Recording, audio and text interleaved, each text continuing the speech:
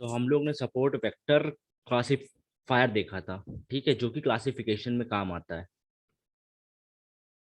हम लोग ने ये देखा था और हम लोग ने पढ़ा था कि सपोर्ट वेक्टर मशीन्स की प्रॉपर्टीज क्या है, कहाँ पे अच्छा काम करता है, कहाँ पे खराब काम करता है। और मैंने रन टाइम कॉम्प्लेक्सिटी भी डिस्कस की थी कि कब कौन सी एल्गोरिथम कितना टाइम ले सकती है और कब कौन सी एल्गोरिथम यूज करनी चाहिए। ये सारी चीजें हम लोग ने डिस्कस की थी, है ना। तो अभी हम लोग देखते हैं, आज रिग्रेशन यस देखते हैं। सर। जो हमारा होता है ना सपोर्ट वेक्टर मशीन, ये रिग्रेशन में कैसे काम करती है। हम लोग ने तो क्लासिफिकेशन में देखा ना कैसे काम करती है।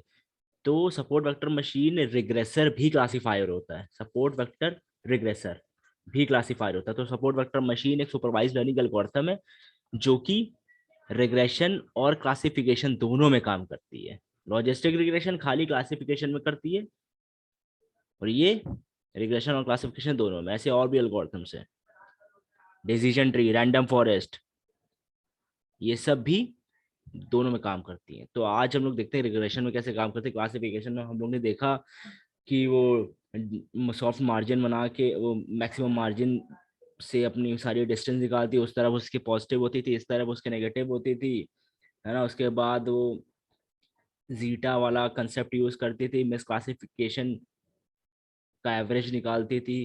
वो हमको मिनिमाइज करना पड़ता था ताकि मेरा मॉडल और अच्छा हो। तो ये पूरा था क्लासिफिकेशन में।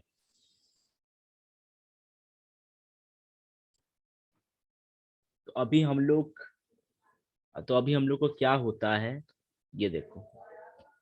मेरे पास मेरे पास ये था मेरे पास क्लासिफिकेशन में, ठीक है। इस तरफ इसकी होती थी पॉजिटिव क्लास, इस तरफ होती थी इसके नेगेटिव क्लास।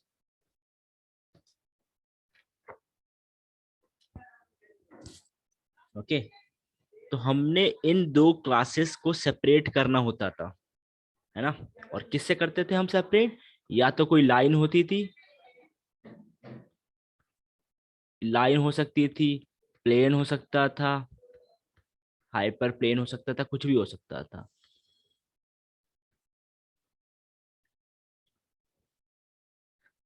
है ना। तो हमें इन दोनों क्लासेस को सेपरेट करना था, तो हमें उसके बीच में एक लाइन लानी होती थी, है ना। और हमने बोल दिया था कि ठीक है कि मैक्सिमम मार्जिन वाले प्लेन को ले लेंगे, है ना। तो मतलब ये होता था कि मेरे पास ये लाइन आती थी,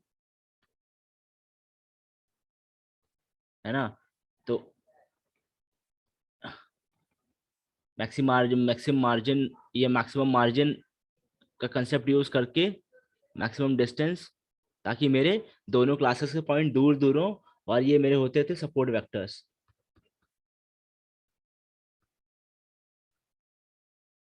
इस तरीके से हमारा काम होता था, है ना। तो ये कंसेप्ट हमें यूज होता था यहाँ पे। ये कंसेप्ट इसमें सही भी लगता है क्योंकि हमें इस तरीके से मैक्सिमम मार्जिन मैक्सिमाइज करनी है ताकि मेरे दोनों की डिस्टेंस दूर दूर हो जाए, है ना। और मेरी क्लासेस सेपरेट हो जाए,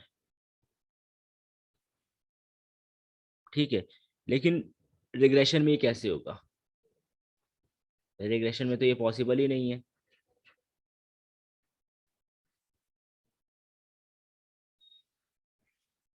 रिग्रेशन में मेरे पास तो कोई क्लासेस होती नहीं ना। हम लोगों ने रिग्रेशन पढ़ा था, लीनियर रिग्रेशन। मेरे मेरे पास तो कॉन्टिन्यूअस वैल्यूज होती हैं, इसमें कोई क्लासेस वगैरह नहीं होती हैं। तो यहाँ अब मैं दूर एंड सेपरेट कैसे करूंगा पॉइंट को? यहाँ पे ये कंफ्यूजन आ जाती है, ठीक है। तो इसको हम एक कोई किसी तरीके से चेंज कर सकते हैं, है ना। तो देखो हर चीज यूज हुई है लेकिन किसी प्रॉब्लम के लिए उसे चेंज कर दिया गया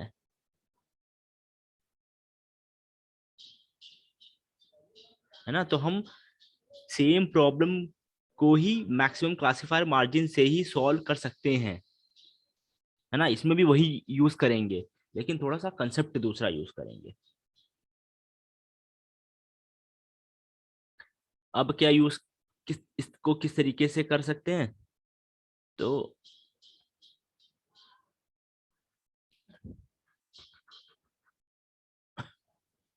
अभी मैंने फिलहाल ये बना लिया है ना।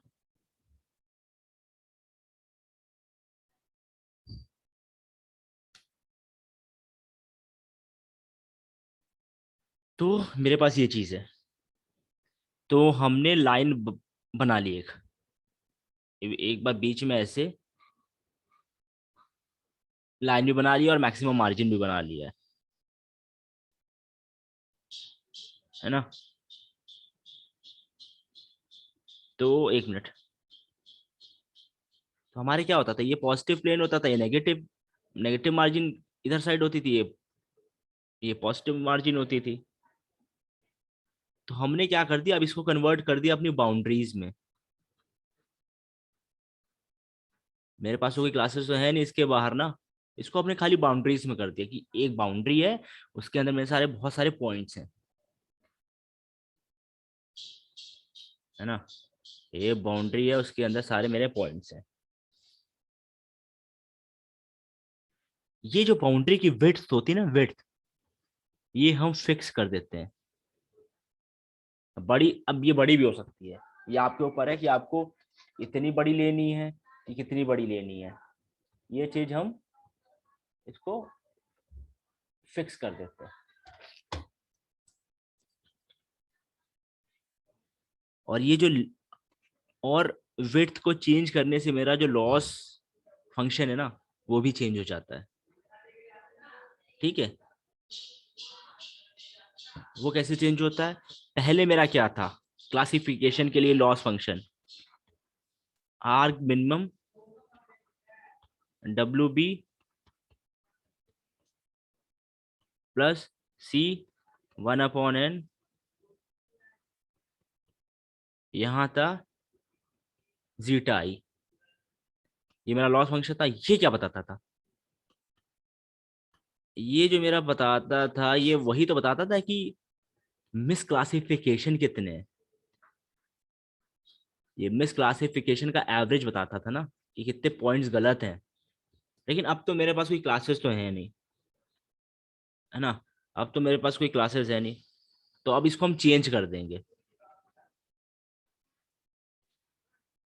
है ना। अब हमको, अब हमें इसकी जरूरत नहीं है, क्योंकि अब हमारे पास मिस क्लासिफाइड पॉइंट्स तो होंगे ही नहीं, पहली बात। तो इसी विड्थ का ना हम लेते हैं L2 नॉर्म,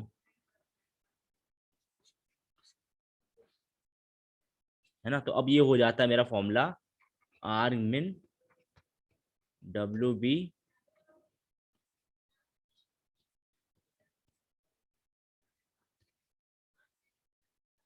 ये हो जाता है मेरे पास,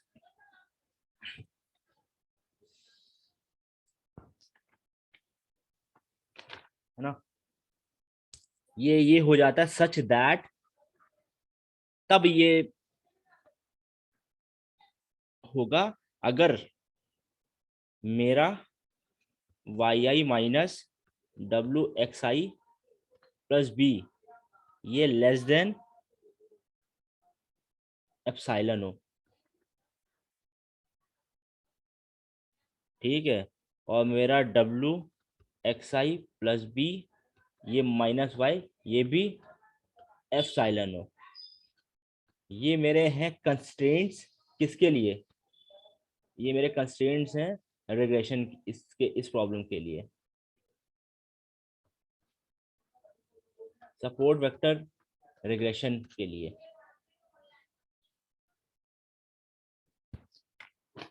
ठीक है।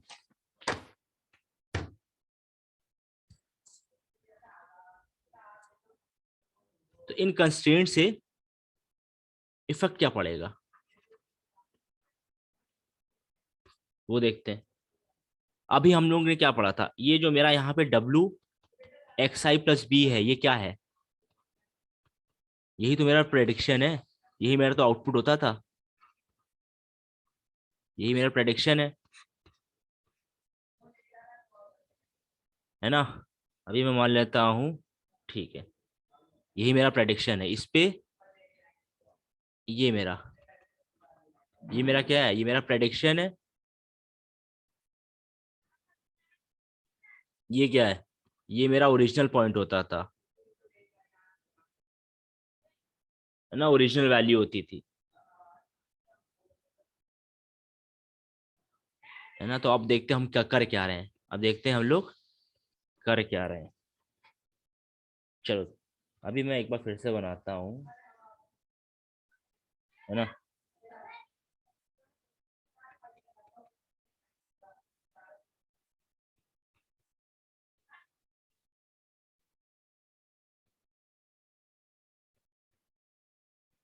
ये मेरे पॉइंट्स हैं, चलो मान लेता हूँ मैं।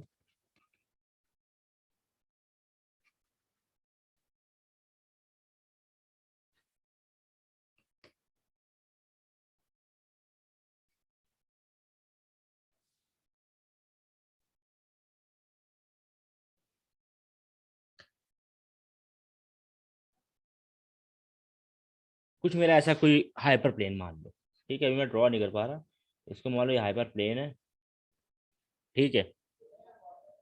ये मान लेता हूँ मेरी सैलरी का कॉलम है, और ये एज का, उन्होंने रिग्रेशन में देखा था कि हम एज, सर्टेन एज पे सैलरी प्रेडिक्ट करनी है हमें, तो उसका कुछ है। ये मेरा प्रेडिक्शन है, ये प्रेडिक्शन बेस्ट प्रेडिक्शन है, हमारे वहाँ बेस्ट फिट लाइन होती थी, ठीक है। ये मेरा कौन सी डिस्टेंस है, एप्सिलॉन, ये मेरी एप्सिलॉन मान लेते हैं कि मैंने एप्सिलॉन फिक्स कर दिया कोई, और दोनों बराबर हैं, ठीक है।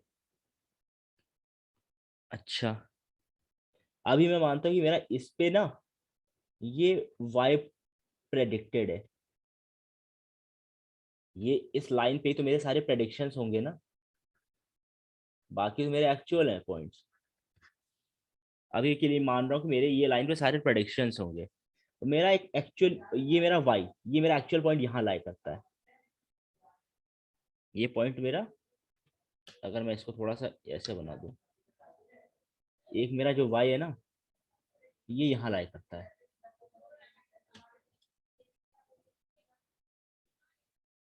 ये लाई करता है, और ये मेरा ई है, एप्सिलॉन। तो एक चीज हमें पता चलती है कि अगर ये मेरी ई डिस्टेंस है, ये मेरी पूरी, ये एक मिनट,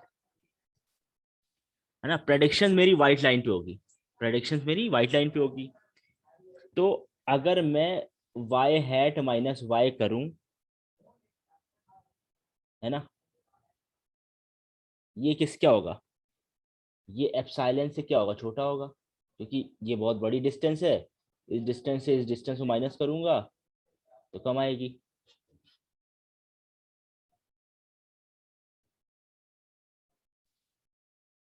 ठीक है।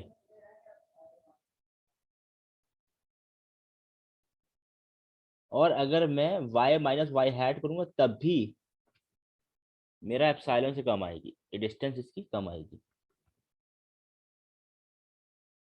है ना। तो ये चीज है, एक मिनट।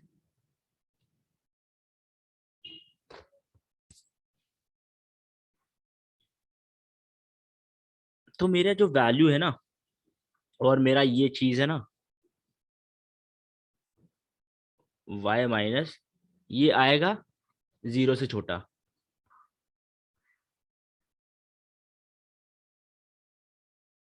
क्योंकि इसकी डिस्टेंस कम है, ये भी y hat minus Y zero से छोटा आएगा, y बड़ा है। इस कंडीशन को देख के ना एक चीज मेरे स्ट्राइक करती है कि इसकी वैल्यू है ना, जो, जब ये चीज वैल्यू होगी तो ऑब्वियसली मेरा बड़ा रहेगा जीरो से एप्सिलॉन हमेशा, है ना, क्योंकि डिस्टेंस ज्यादा है, क्योंकि एप्सिलॉन मेरी क्या है, पॉजिटिव वैल्यू है, और वो पॉजिटिव रहेगी, है ना। ये मैंने मिस क्लासिफिकेशन, अगर मैं पॉइंट्स के साथ अगर मैं करके देख रहा हूँ, ऐसे ही मैं क्या करूँगा, नीचे कर लूंगा। ऐसे ही मेरे पास ये एप्सिलॉन है, मेरे पास वाई प्रेडिक्टेड है, और ये वाई है। तो ये देखो डिस्टेंस, इसका भी क्या होगा, यहाँ पे देखते हैं इसका भी क्या होगा, वाई माइनस वाई, ये भी एप्सिलॉन से कम ही होगा, है ना, क्योंकि वाई हैट जो है ना छोटा है वाई से, और ये हमेशा ये भी जीरो से कम होगा।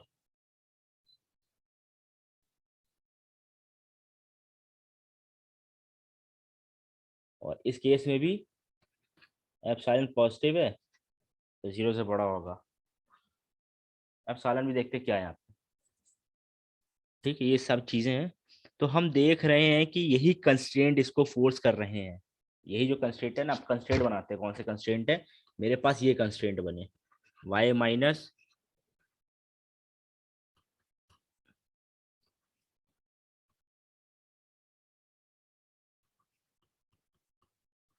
अभी मेरे पास कंस्ट्रेंट आ गए हैं रिग्रेशन के।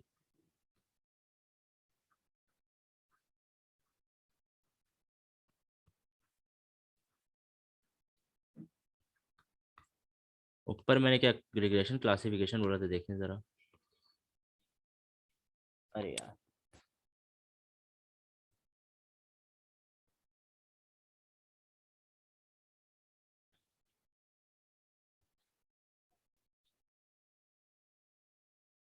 ये जो था ना कंस्ट्रेंट, ये किसका था मेरा, ये मेरा कंस्ट्रेंट था उसका, क्लासिफिकेशन का।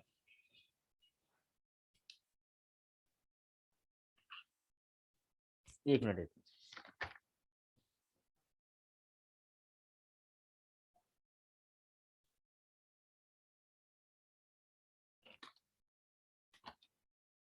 नहीं नहीं, इसी का सॉरी, ये मेरा जो कंस्ट्रेंट है ना, इसी का है। ये जो मैंने लिया, इसको मैंने बोला वाई प्रेडिक्टेड कर देते हैं ना, फिर इसको भी वाई प्रेडिक्टेड, इसी का है, रिग्रेशन का कंस्ट्रेंट है।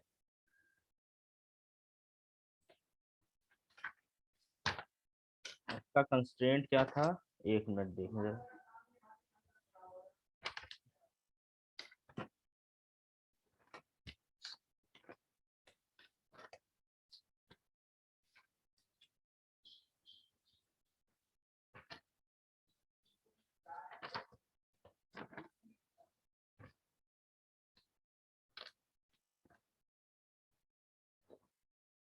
तो उसका देखते हैं अभी, डिस्कस किया सॉफ्ट मार्जिन और सपोर्ट वेक्टर से के ऊपर था उसका कंस्ट्रेंट कुछ। तो अभी इसको करते हैं पूरा पहले। ठीक है, तो मेरे पास ये कंस्ट्रेंट आ गए कि जो इसकी वैल्यू है ना, ये जो मेरा कंस्ट्रेंट है ना, यही यही कंस्ट्रेंट इसको फोर्स कर रहा है कि आप जो प्रेडिक्शन करोगे ना, वो खाली इस रेंज के अंदर करोगे। किस रेंज के अंदर, इस रेंज के अंदर, इसके अंदर, इस बाउंड्रीज के अंदर करोगे। अगर आप इस लाइन के बाहर गए, अगर आप ये येलो लाइन के बाहर गए ना, तो कंस्ट्रेंट वाला फेल हो जाएगा। ये कंस्ट्रेंट क्या होता है, ये फेल हो जाएगा। कंस्ट्रेंट फेल हो गया तो मेरा सपोर्ट वेक्टर रिग्रेशन फेल हो गया, काम नहीं करेगा, है ना। तो इसी तरीके से ये काम करता है, और आप ये डिसाइड कर सकते हो, मान लो मेरे पास ये चीज है, तो इस तरीके से ये बनाता है, इसी के अंदर रखता है।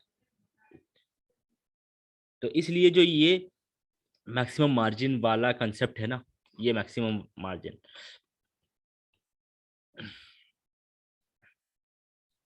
यही कंसेप्ट है कि जितना आप एक्सपैंड कर सकते हो कि आप सारा डेटा आ जाए उसी के अंदर, ये चीज मुझे करना होता है डिसाइड।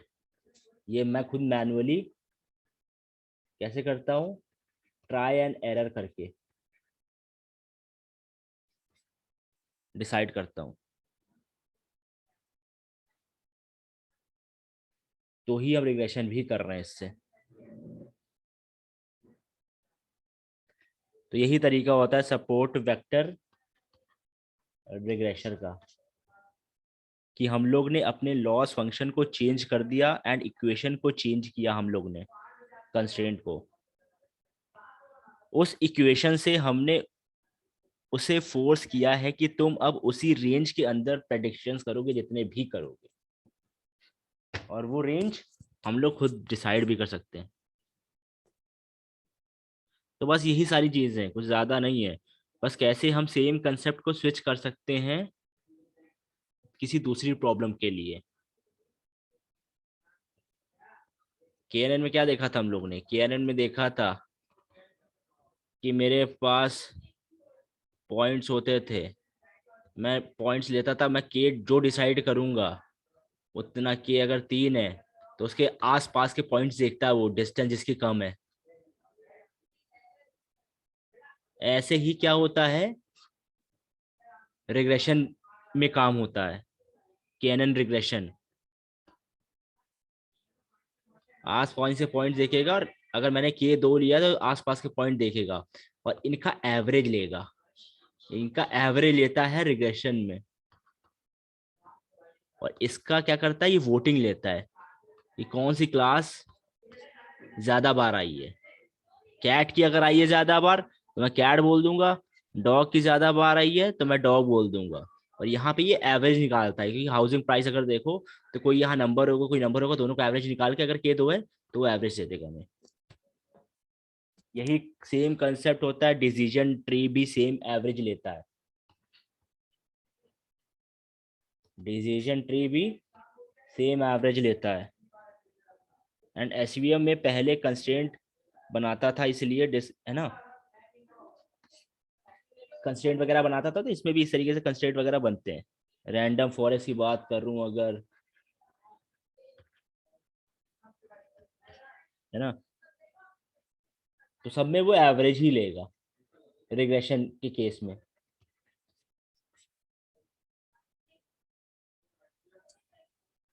है ना। तो इसलिए हम लोग ज्यादा नहीं जाते हैं। इसकी नॉलेज भी अगर मैं बात करूं, बहुत कम लोगों को पता होता है कि सपोर्ट वेक्टर रिग्रेशन भी होता है। और अगर सपोर्ट वेक्टर रिग्रेशन होता है तो किस तरीके से इसकी मैथ्स है ना, इतना ज्यादा नहीं पूछा जाता है, लेकिन हाँ, कि पता होना चाहिए किस तरीके से सारी चीजें स्विच करती है मशीन लर्निंग, क्या नया लेके आ सकती है, डीप लर्निंग क्या लेके आ रही है, ये सारी चीजें बहुत पता होनी चाहिए।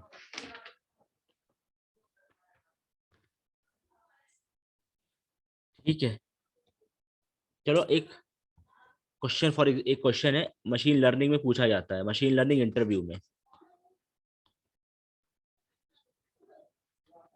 कि मेरे पास ना जो लॉजिस्टिक रिग्रेशन है ना, ये कौन, लॉजिस्टिक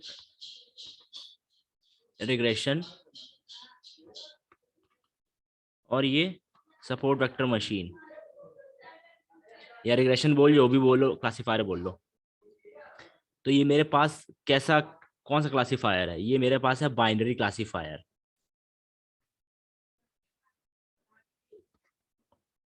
और मेरे पास ये भी बाइनरी क्लासीफायर है। ये मेरा दो क्लासेस के लिए ही काम कर सकता है, ये दोनों, ठीक है। लेकिन हम लोग, है ना, इसको मल्टी क्लासिफिकेशन के लिए भी यूज कर सकते हैं, ये दोनों मल्टी क्लासिफिकेशंस के लिए भी यूज कर सकते हैं।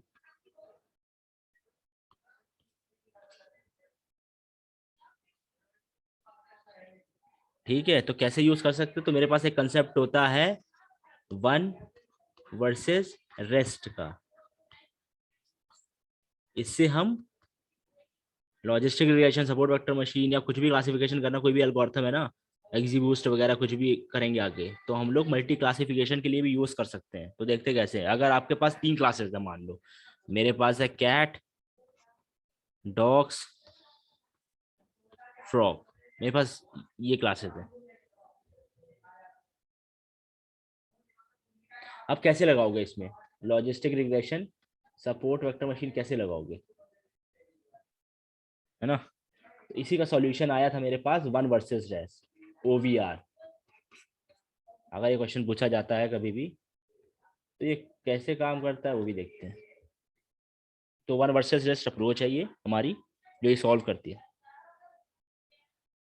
तो हमारे पास कंस्ट्रेंट्स क्या हैं कि दो क्लासेस से ही क्लासीफायर बना सकते हैं हम। अगर मेरे पास दो क्लासेस है तो उससे ही क्लासीफायर खाली बना सकते हैं हम।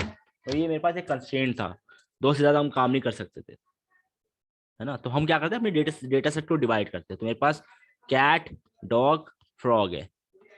डेटा सेट को डिवाइड करेंगे हम लोग। मान लो कि मेरे पास 9 रोज है। हम क्या करेंगे, 3 मेरे पास कैट की होंगी, 3 मेरे पास डॉग की होंगी इमेजेस, 3 मेरे पास फ्रॉग की इमेजेस होंगी। तो मैं क्या करूंगा, पहले मैं 3 इमेजेस लूंगा कैट की, और बाकी को बोल दूंगा नॉन कैट। इसको बोल दूंगा कैट है, ये मेरी बाकी इमेजेस नॉन कैट है। तो मेरी दो क्लासेस बन गई।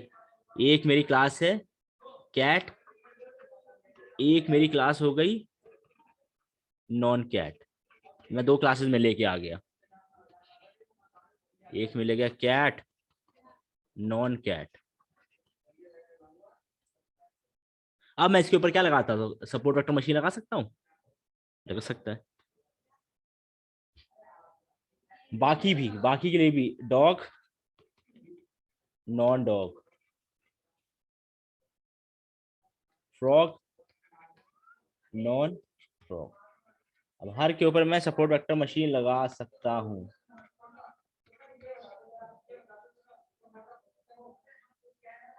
ठीक है।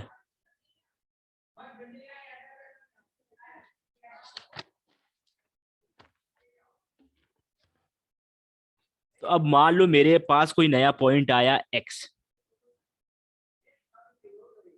ठीक है, मेरे पास कोई नया पॉइंट आया एक्स।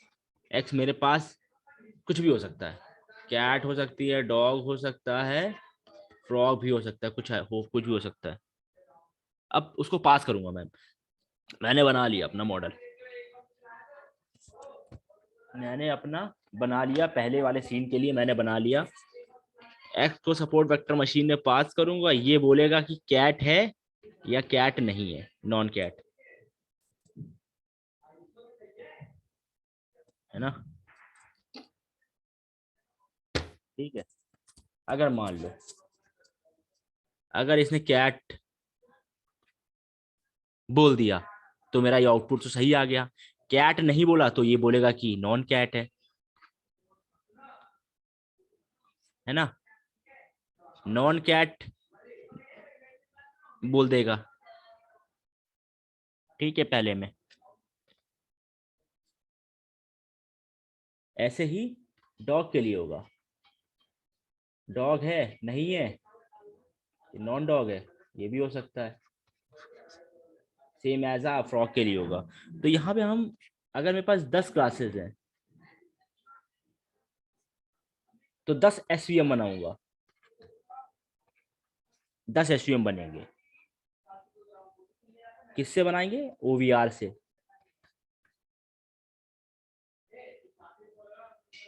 तो ये सारी जो बाइनरी क्लासिफिकेशन है ना, ये मेरे को मल्टी क्लासिफिकेशन में कन्वर्ट कर देगी।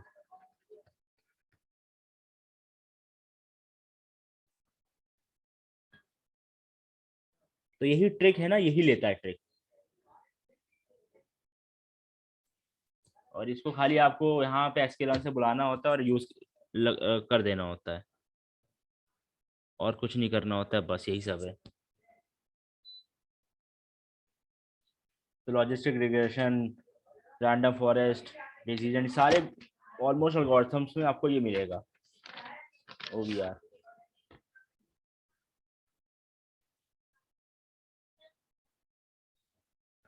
एक मिनट।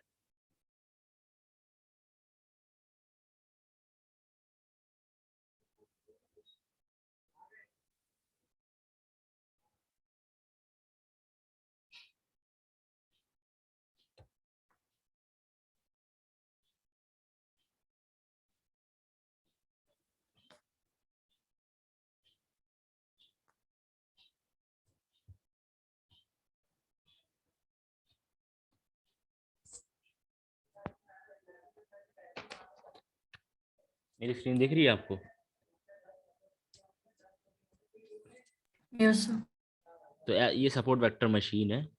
इसके कुछ पैरामीटर्स बहुत इंपॉर्टेंट है। जैसे हम लोगों ने सी देखा था, ये सी रहा आपका। ये सपोर्ट वेक्टर क्लासीफायर है अभी। ये आपका सी रहा। कर्नल यहाँ पे ऑटोमेटिकली आरबीएफ लेता है बाय डिफॉल्ट। आप कुछ चेंज भी कर सकते हो। ठीक है, एक मिनट।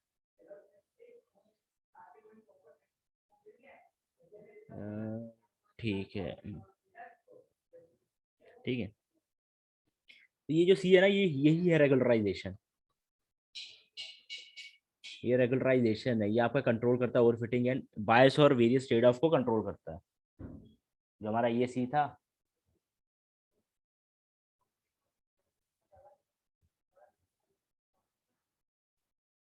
जी टाइप, यही सी है यहाँ पे, ये वाला। ये आप चेंज आप अपने आप से दे सकते हैं। बाय डिफॉल्ट ही वन होता है।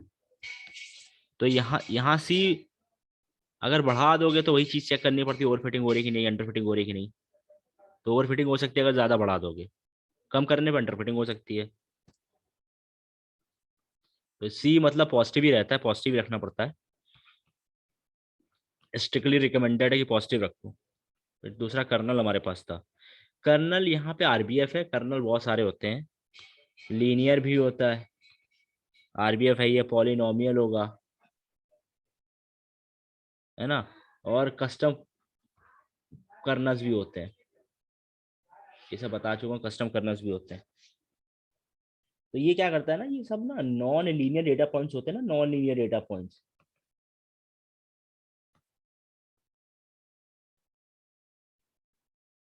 इनको सेपरेट तो कोई कर नहीं सकता है। तो ये कर्नल अपने आप से ये करके लाके कर देता है, हमको कुछ करने की जरूरत भी नहीं पड़ती है। ये फायदा है कर्नल्स का। और ये जो डिग्री है, डिग्री हम तब यूज करेंगे अगर हम पॉलिनोमियल कर्नल यूज कर रहे हैं। गैमा मेरे पैरामीटर्स हैं, ये आप कंट्रोल कर सकते हो,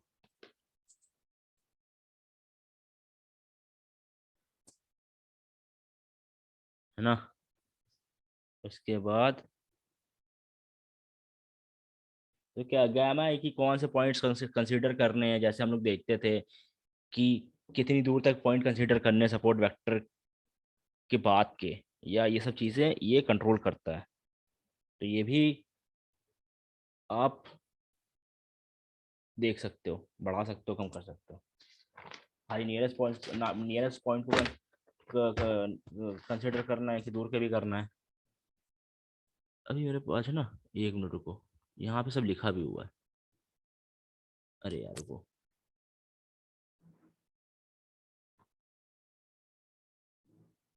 इसकी डॉक्यूमेंटेशन पढ़ना। देखो ये रेगुलराइजेशन पैरामीटर के लिए यूज हो रहा है। देखो यहाँ पे कितने सारे कर्नल्स हैं। प्री कंप्यूटेड भी होता है, ठीक है। डिफॉल्ट आरबीएफ है, ठीक है। डिग्री ऑफ पॉलिनोमियल कर्नल के साथ यूज होता है। गामा कर्नल कोएफिशिएंट ये बताता है आपको। Default is pass then it uses one, ये यूज करता है अगर ये डिफॉल्टली काम करे, ठीक है। वेरिएंस वेरिएंस हमने पढ़ा था। हाँ, कुछ इंपॉर्टेंट इंपॉर्टेंट होता है, उसी पे ध्यान देना पड़ता है। टॉलरेंस आता है आपका, ये इंपॉर्टेंट है। ये सब हाइपर पैरामीटर्स हैं। टॉलरेंस आ गया।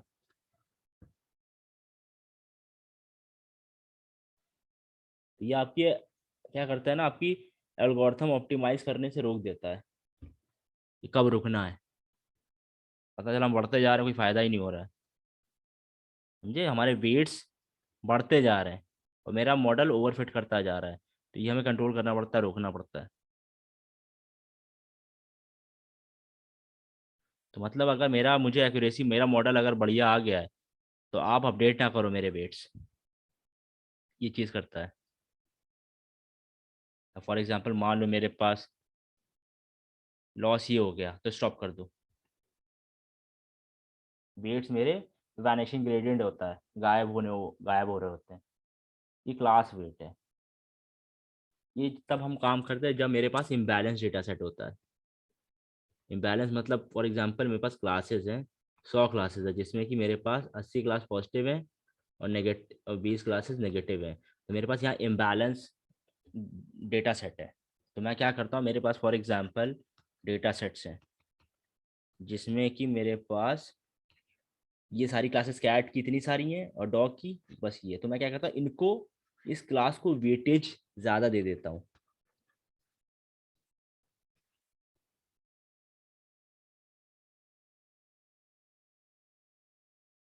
ठीक है, इन दोनों का रेशियो जो होता है ना, पॉजिटिव और नेगेटिव का, बराबर कर देता हूँ मैं अगर मेरे पास कम है। इस तरीके से मैं एक काम करता हूँ यहाँ।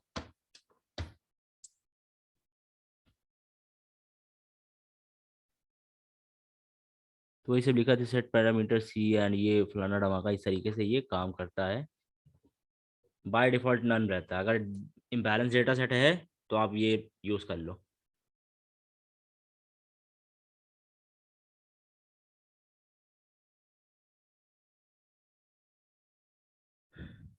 बाकी तो अपना सब ये सब यूज़ करता है।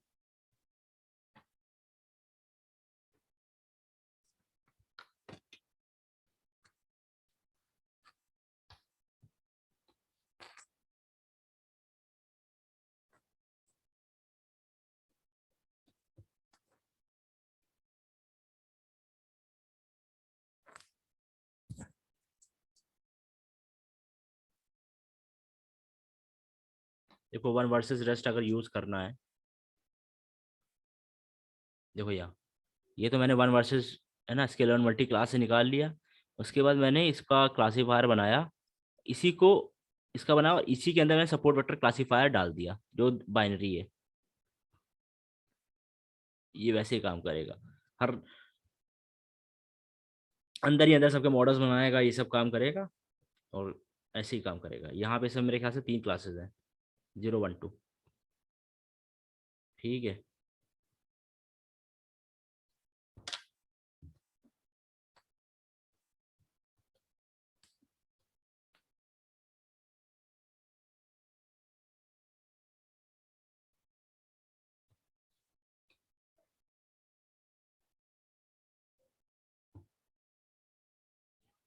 एक विजुअलाइजेशन कोई एप्लीकेशन मैंने देखी थी, उसको अगर मैं मिलती है वो देखता हूँ। वो, एक मिनट।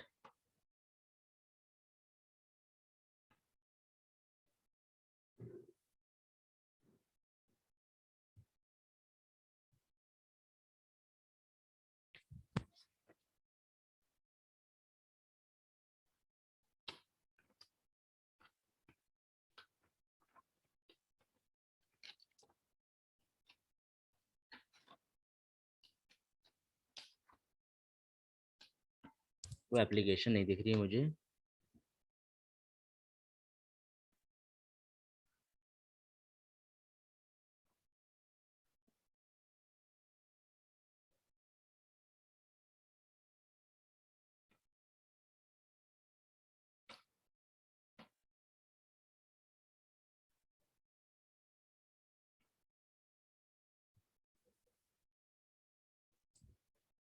ये सब ब्लॉग्स कोशिश किया करो, इसको रीड किया करो, तो इससे ना थोड़ी सी और चीज़ें एक्सप्लोर होती हैं।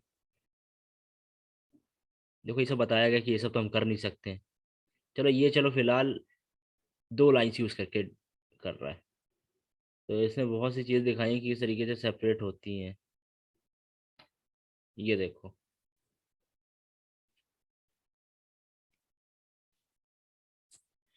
ये सिंपल एक लीनियर रिग्रेशन लाइन बना रहा है, ये देखो ये किस तरीके से सेपरेट कर रहा है। ठीक है, तो 3D में देख लिया है।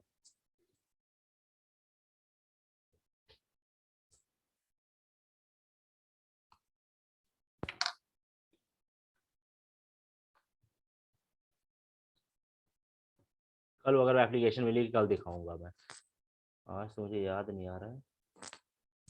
ये देखो, अभी मैं मान लेता हूँ कि न्यूरल नेटवर्क, अभी मैं ये मान लेता हूँ मैं मल्टी क्लासिफिकेशन कर रहा हूँ। मेरे पास क्लासेस कहाँ है?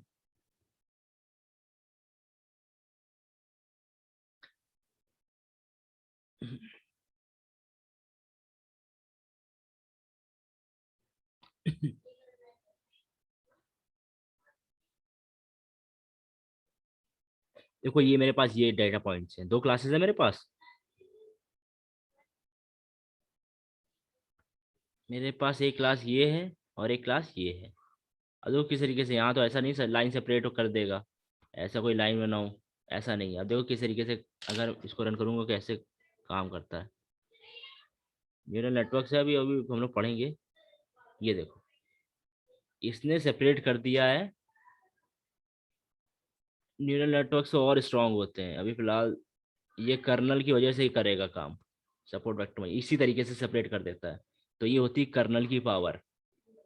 लेकिन सपोर्ट वेक्टर मशीन में दिक्कत ये आ जाती है कि हम लोग ज्यादा पॉइंट दे दे अगर 1 मिलियन या कुछ भी, तो वो रुक बैठ जाता है, वो नहीं काम करता है।